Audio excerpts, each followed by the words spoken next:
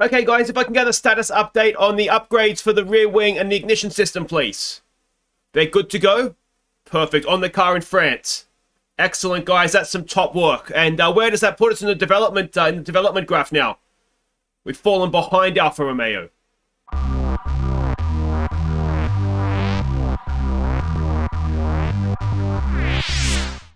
Hey guys, I'm Aussie Villain and welcome to episode 6. It is season 1, the French Grand Prix, and today, well, we're going to see if we can go back-to-back points. Now, I don't believe I've ever driven on the Paul Ricard circuit, so this is going to be a big adventure for all of us. But a little bit to catch you up on since last episode. We go and have a look at facilities. We haven't upgraded anything here as of yet. We do have 1.83 million in the bank, so we're getting towards the point where we could. I'm wondering, I think aerodynamics is probably where we want to upgrade next. But I'm thinking, I don't know if we want to do quality control or the points generation. We probably want to be doing that, don't we? I'm always conscious of things failing, but I think ultimately, we could probably, we'll do it at the end of this race. But I think that is probably what we want to do next. So we're getting, no, because we can get it coming into over the race weekend, can't we? All right, so we will actually do that just now then. So 1.6 million, and that'll be done the 29th of June, which is not too far away. So there we go, that's happened. But R&D is where we've had some big movement. You can see over on the right-hand side there, we have fallen behind Alfa Romeo in the what's the word, development race, but you can also see we have things that are coming. And if we go to aerodynamics, the rear wing flap has happened. Now that was a big major upgrade. You can see down the bottom right there exactly how far that has kicked us on, so that is a huge upgrade for us. And then we can go and have a look here, and I think, has the engine cover gone through yet? Possibly not. No, that's still waiting, is it? Okay, so that hasn't gone through just quite yet. And the other thing that happened is the ignition system, even you can see there, that has also gone through. So we have had some upgrades coming into this race weekend, which is nice. We do need to improve the gearbox materials as well. That, I think, is something we need to do sooner rather than later. And the reason for that, if we just back out of that particular menu, we'll have a look at the R&D progress. You can see we have another major part, a drag reduction part that is coming through, as well as obviously the engine cover. The engine cover should be around for the next race. The other thing we've done is the streamlined suspension arms. That's another major upgrade. That'll be through ready in time for the British Grand Prix, which is still a few races away. Now that's these ones that we've got. You can see 20 days there. That, again, you can see down that bottom right, is a fairly major upgrade for us. It'll help kick us forward in this development race that Formula One is constantly on. Now, if we go and have a look at the vehicle, we are the MG UK and the MG UH, which is what has been giving us a little bit of issues lately. We've gone and fitted new ones of those, so that's something we've had the issue with. We had it in, well, certainly in Canada, and I think Baku, that was the issue there as well, and I probably should have changed it then. So we'll be on to a new one of those, but the gearbox is the question coming into this. We have one more race to go before we can change the gearbox without getting a penalty. The wear level of the currently allocated gearbox is 70%. Do we risk one more event and get a one for free, or do we just bite the bullet, take the 5-place grid penalty, and see how we go? My plan at this point is to do free practice and see how we're going. Yeah, because the retirement does us no good. You know, to finish first, or 15th in our case, first you need to finish. So it may be we need to bite the bullet on that one and just fit a new one. But like I say, we'll wait and see how we go in free practice. The corporate side of things, no changes there, though. You do see our weekly income from the secondary sponsor is up to over 150. And again, if we can out qualify Nicholas Latifi, then we'll get that sort of doubled for us. Contracts, nothing has changed there. Markelov's contract is up shortly. You can see his experience is down 7. That was due to we had a decision to make whether we make him go to team meetings, or whether we don't make him go to team meetings. I decided ultimately he's going to be off at the end of this year. I think we'll probably be able to do a little bit better in terms of a teammate, so we'll just let him take the bullet there, and that'll be him. But I do think we probably will keep him to the end of the year, though I am tempted by Robert Schwartzman here, who is the best driver not in Formula One right now. He would be on the same money, so there's a part of me that thinks, just get him in. Why stick with Markelov? Let's trade one Russian for another. Yeah. Let me know if you guys have any thoughts on that, but it probably is a bit of a no-brainer, isn't it, just to make a change. But I feel bad because Markelov is, well, like Markelov. He lets me beat him most of the time. The finances, we can see there what's happened in the last week or so, so everything is looking good. And again, the financial history, a little bit of a crash there with the investments that we've made, but that is otherwise fine. And an update of the standings. It is Hamilton running away with the championship, but look at us there. On top, we don't need to scroll down for us anymore. In 12th after last race.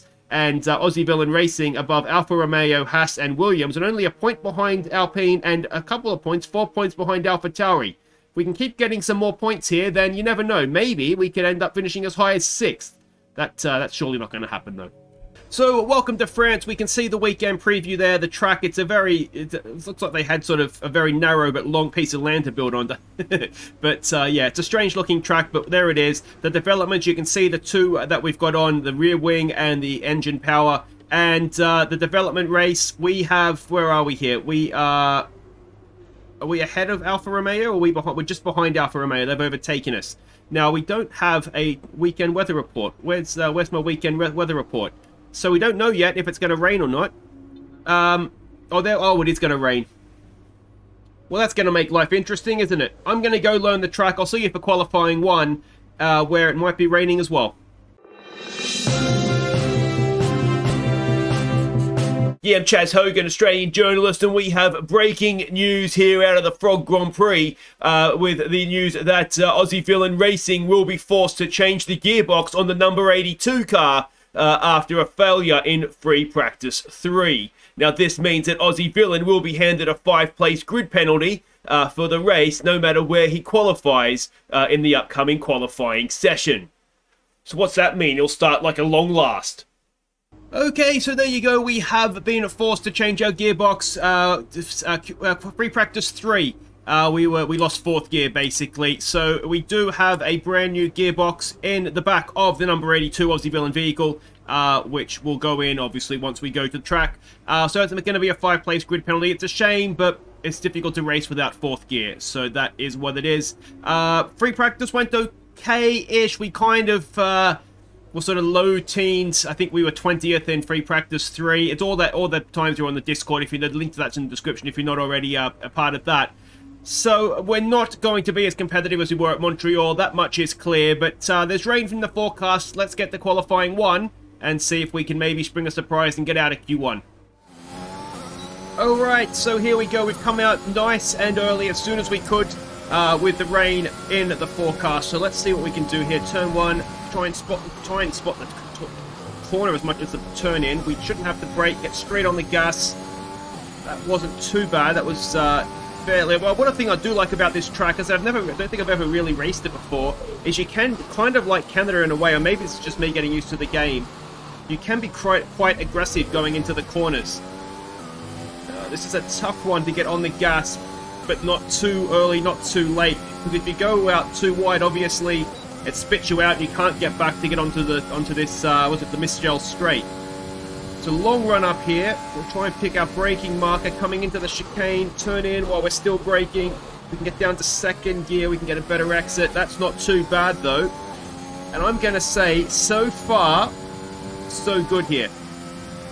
This next corner is just absolutely pedal to the metal, flat. And this corner is ridiculous. We won't start braking till there. Then we'll kind of roll it around, and then get on the gas again. Too conservative still. It's ridiculous how fast you can take that corner. Oh, I've mucked that one up. That's going to cost us time. And we'll go around here. We'll set a lap, see where it puts us. So we can get that. This last corner is just such a Mickey Mouse little thing. And get on the gas. It's not too bad of an exit. A little bit late on the DRS there, but that time is good enough for something. Alright, so given that we messed up and that we're not really expecting to get out of Q1 anyway, it looks like the sun's come out. We're going to go for a 2nd run nice and quickly. We've only got 2 laps of fuel left. And that then might also allow us a 3rd run if we should be so lucky. On the gas, we're still up. Not the cleanest exit there.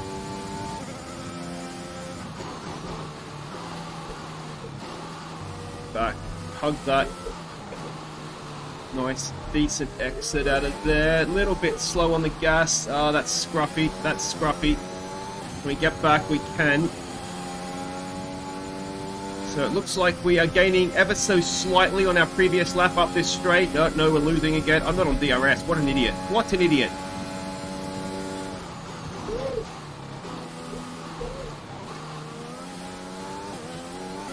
Well, that was incredibly stupid of me, wasn't it?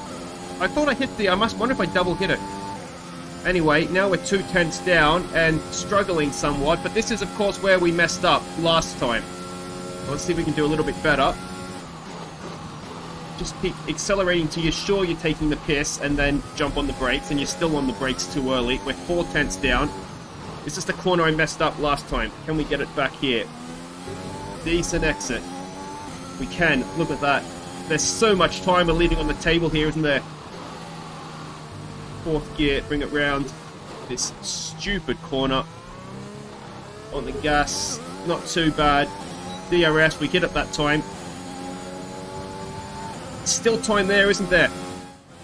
Alright, here we go. It's our 3rd attempt in Q1. I'm not sure if I'm going to show the 2nd attempt because it was still pretty scruffy, but let's see how this goes. Traffic in front of us, which is not what we need. Out of the way, Esteban. Out of the way, Esteban. That looked bad. Are you alright? Let me know you're alright. Well, that's us done. Esteban Ocon just sitting on the friggin' racing line, and that's us done. We needed, what do we need to get out of that session? We've got the 5-place grid penalty. We're going to be starting last. We'll probably just load up on all the engines and gearboxes and whatnot, because we're going to be last anyway. It's going to be raining for the race. We needed quite a bit of time. I'm not sure we had that even if we did get a clean lap, to be honest. So, well, this could be a very long, wet French Grand Prix. Let's run you through the driver grid order for today's exciting race. Good job yesterday from Valtteri Bottas. The Finn starts from pole position, and it's Lewis Hamilton alongside. As we continue through the rest of the grid today, we have Norris, Verstappen, Sergio Perez, and Leclerc, Sainz, Vettel, Gasly, and Yuki Tsunoda, Stroll, Fernando Alonso, Daniel Ricciardo, they've taken a grid penalty, and Ocon, Raikkonen, Mick Schumacher, Antonio Giovinazzi, and George Russell, Markelov, Mazepin, Latifi, and Oldtimer. And with preparations almost complete, let's head down to the track. So she's a little damp, as it turns out. We have just basically taken one element of everything on the engine side of things. So yeah, we've earned last on the grid. If we were going to be there anyway, we've pretty much taken one of everything. So I think we should probably be starting in Marseille, to be honest. But we're starting on 22nd. It looks like the strategy to go with is just a no stop on wet tires. I think, do you have to not make one stop anyway? It's going to be raining the entire race.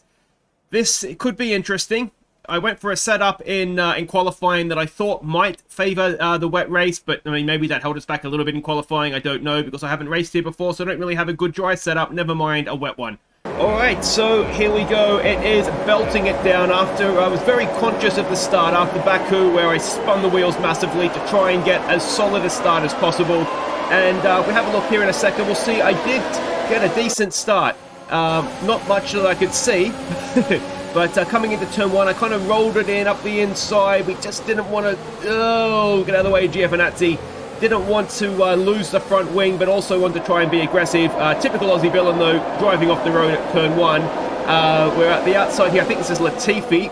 And we're going to go 3 wide. And in the end, we just about stay in the track. Get back. And then again, we're going to try and roll it in here. Make up some sneaky positions. Get out of the way, George Russell. Here I come. And yeah, not the best exit we'll make, but we get around the outside. There's a Haas there, and maybe contact. I'm going to say there's a Mazepin that's dropped back, that he should have been out of our way. Off the track I go again, all over the shop. It's wet, guys. It's very slippery out there. And yeah, so there we go. We find ourselves, after starting 22nd, 18th, which is, and with our front wing intact as well, which isn't a bad start. I would say. No one thought I was doing that first time, did they? Go off the track again. We all predicted that. But right about this point, I'm looking at the end of this straight thinking, I can take this corner flat in the dry. Can I do it flat in the wet? And the answer was no. I realized about there that the answer, the answer was no. That let Giovinazzi have a little bit of a look at us. We try and hold it on around the outside, and he does drop back in behind us. A little bit aggressive there, making sure he was completely under no uncertain terms that he wasn't coming through there. Then, of course, I outbroke myself again, which is going to give him another chance as we get out on the curb. Again, we're doing our best to, well, to damage the car, to be honest, but we get away with it. I probably have gone wide there as well. Looks like, oh no, it's not too bad. We've stayed kind of in the track. I hate this corner. It's the most pathetic, slow corner in the planet. Light up the rears, drive to the inside, go back to the racing line, smooth as you like, and that's one lap. Just got to do that 12 more times.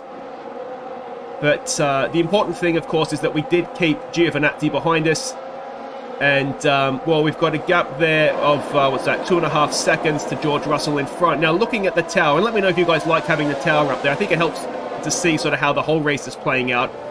But I'm looking at Mick Schumacher in 14th, and I'm thinking, that's a Haas. We might be able to beat a Haas. So, that's kind of, apart from the fact I'm trying to not spin out in the wet, and of course a reminder, I had never driven this track before this race weekend, and I had certainly never driven it in the wet before. So every corner was a bit of an adventure. But you can see we've taken a tenth, 2 tenths out of George Russell. He's in that train, the Haas train, or it's not really a Haas train, is it? It's kind of just where just a train. It's just a train behind almost Gasly. Everyone's within a second of each other at this point. But you would imagine, unless it doesn't dry out, but well, I mean, we don't really know what the weather's going to do at this point, but you would imagine that Schumacher's going to eventually, it looks like he has dropped about a second back now, that he is going to, as we go wide again. That's fine.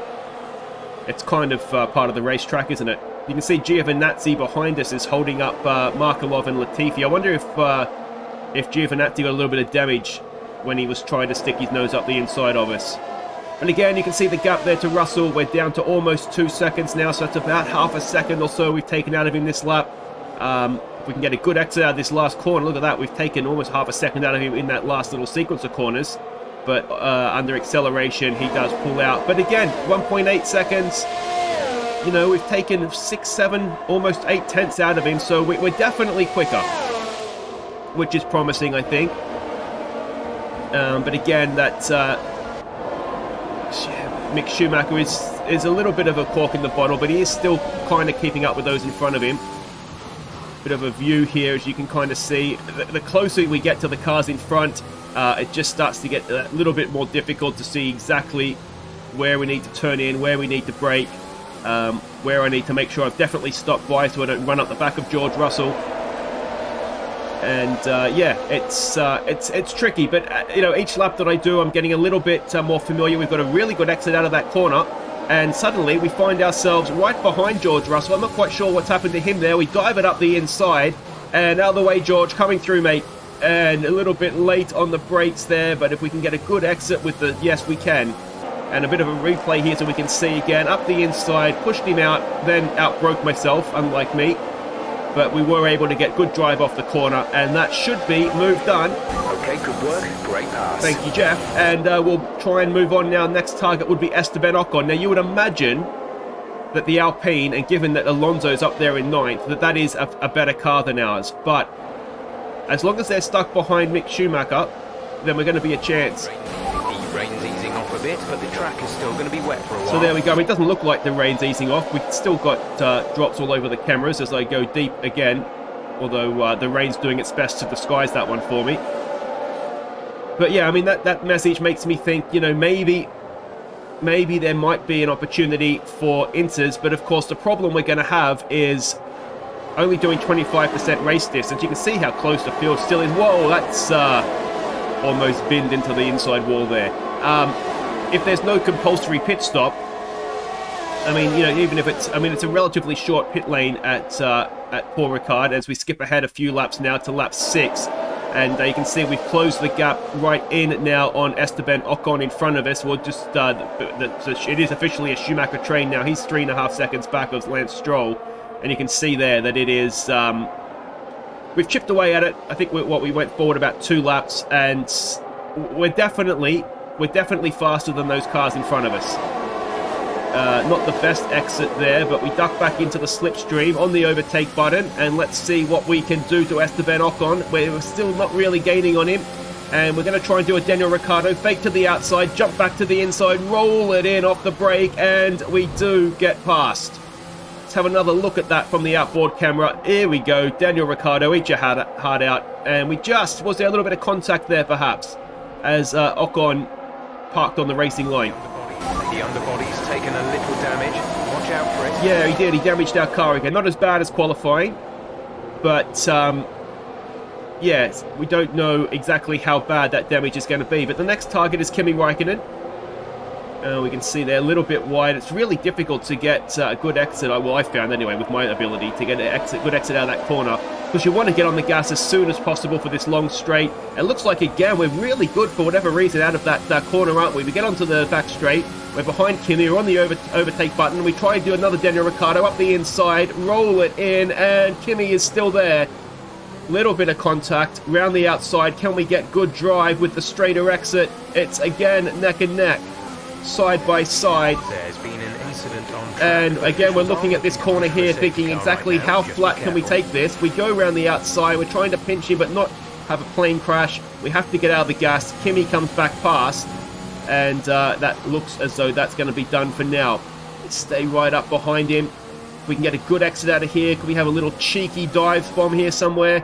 Not the best exit. You can see we've got a little bit wide, a little bit of wheel spin. Again, we go wide, trying to come back in, straighten the exit, get good drive out.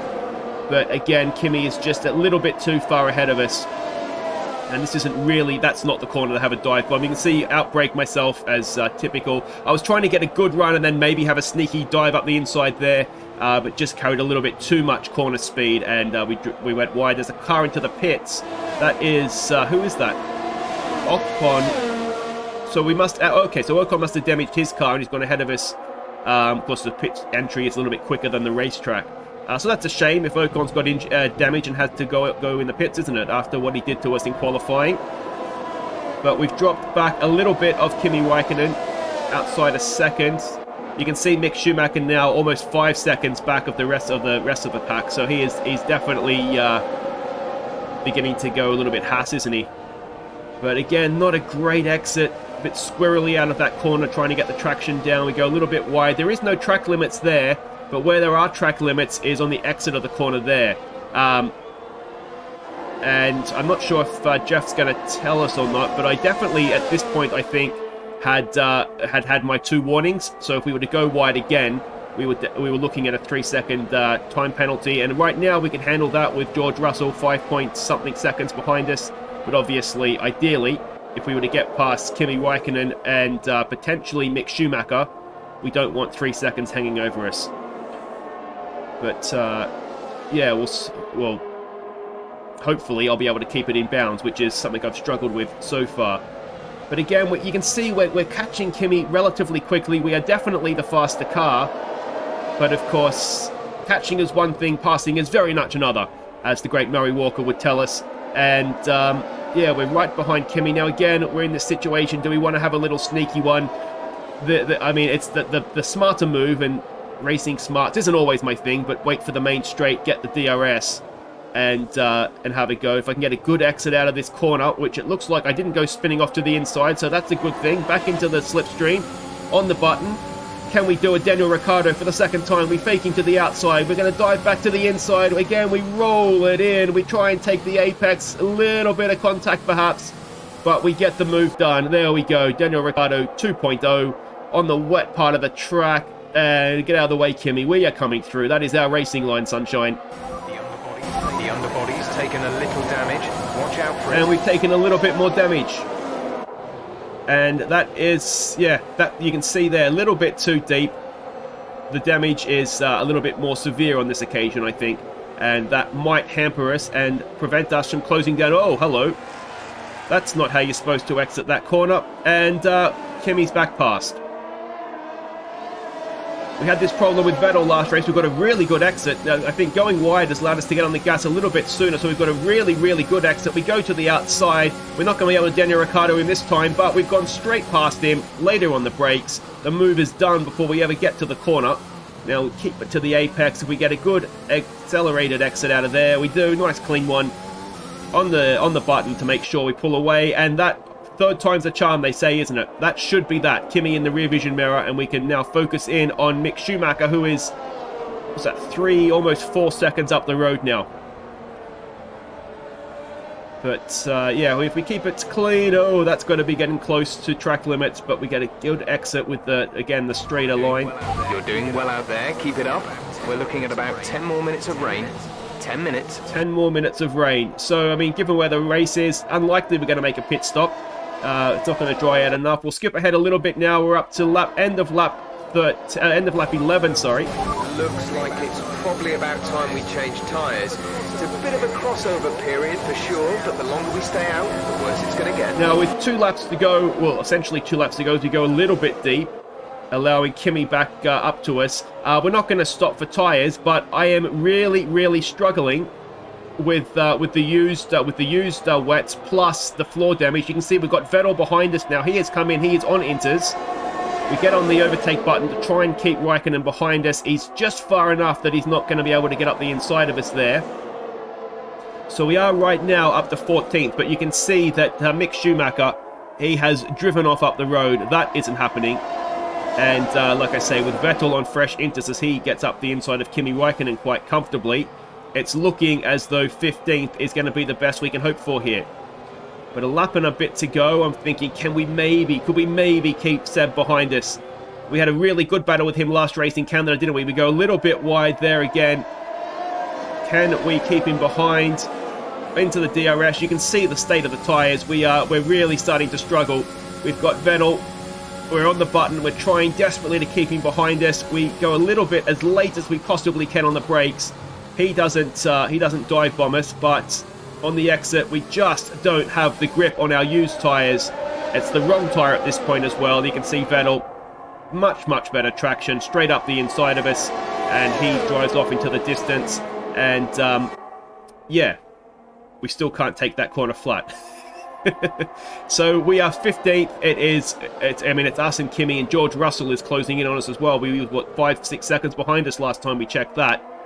So, as Markelov drops down a position, Esteban Ocon coming back through. But yeah, we're coming up to start the last lap. You can see how much I'm struggling. We're squirreling around like we're driving on ice. And, well, I struggle at the best of times, don't I? Again, we go a little bit deep, but I was kind of doing that on purpose in a way, because it did allow us a little bit of a squirt of gas before we get into that last corner. It was making us a little bit of time relative to Kimi Raikkonen doing that. But we start our last lap. We've got 0.8 of a second over Kimi, and at this point it's just about making sure I don't try and go too fast. We don't want to slide wide because we're trying to take too much speed in. Just hit the markers. You would imagine Kimi's tyres are going to be in roughly a similar state to ours. And then look at the state they're in. You can notice we're sort of dropped down a gear. We're doing it in 3rd and 2nd instead of 4th and 3rd. This was really important to get a good exit here because this is almost the last, well, this is the last realistic place where Raikkonen could overtake us. We've got a decent enough exit. It's okay. We're on the button, and he's a little bit too far back, isn't he? He's got more to worry about George Russell from behind than us in front. And at this point, it was just a case of keep it clean, and we should have got ourselves 15th. And given that we started dead last, and I think we had a 60-place grid penalty with all the extra components that we took. Yeah, I mean, that's not bad, you know, 7 places up. If we'd started, did we qualify 17th, 18th, something like that? So if we'd started there, made 7 places, we would have been just about on the outside of the points. But given that Ricciardo in a McLaren is 10th, I think we may have struggled to score points today, even if we hadn't taken the gearbox penalty. And again, we go a little bit wide. I'm trying to get into that apex. You can see we're nowhere near it. A squirrely exit again on the gas as I continue to struggle on these tyres. Brake a little bit early. At this point, it's just keep to the racing line and they won't have a chance to get past us. Get into this corner. If we get a good exit, that'll do it. We'll get on the overtake button.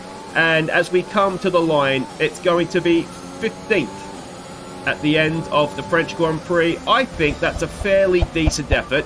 Let me know what you think in the comments. Pick up rubber and bring it. I don't know we could have done too much more than that on this day. I would have liked to have beaten the Haas. And, whoa, there we go. Driver of the day with our 7 places made. Well done. And I can see the drivers starting to approach the podium for the victory celebrations. A real team victory today. Everybody played their part. Congratulations then to Mercedes, your race winners today.